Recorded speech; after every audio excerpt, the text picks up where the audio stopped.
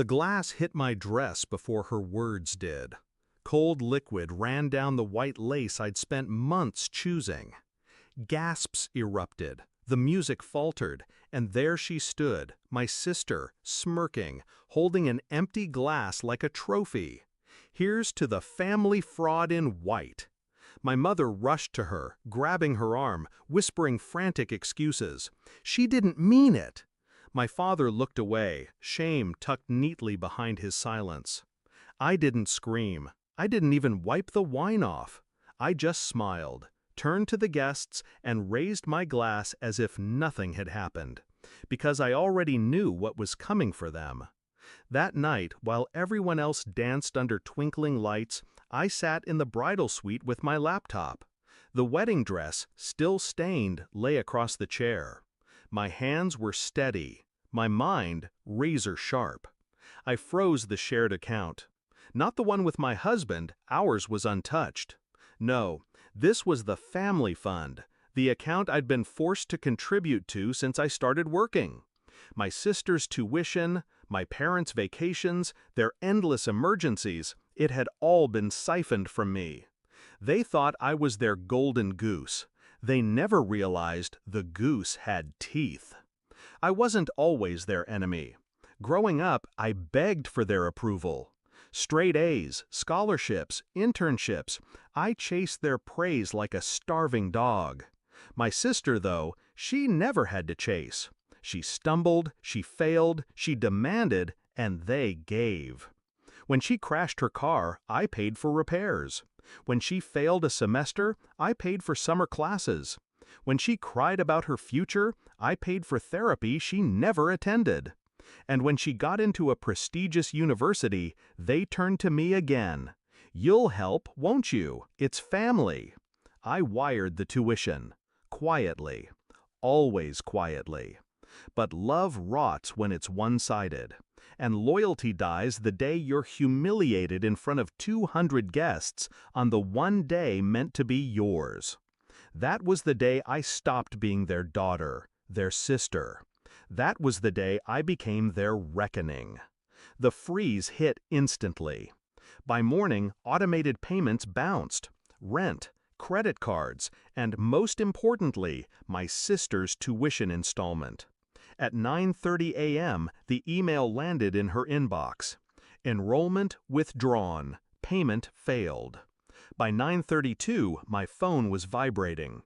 My mother's voice, high-pitched, frantic.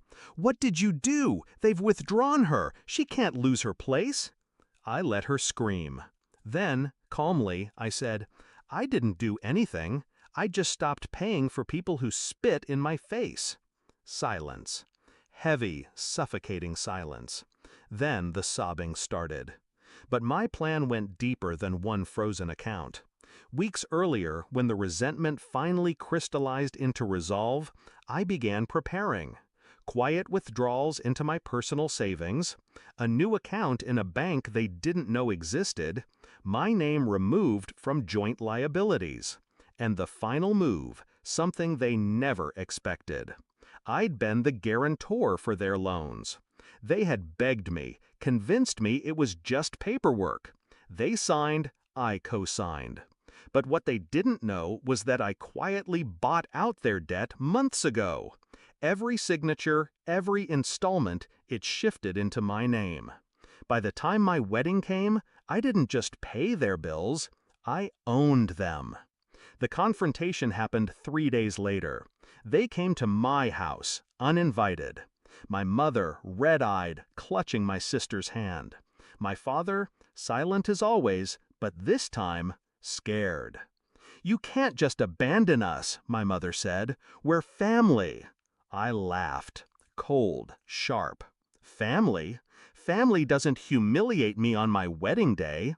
Family doesn't drain me dry and call me a fraud. My sister stepped forward, defiant even in defeat. "You owe me. You wouldn't even have money if it wasn't for this family." I stared at her, at the arrogance that had been fed like a parasite her whole life. And then, calmly, I opened the folder on the table.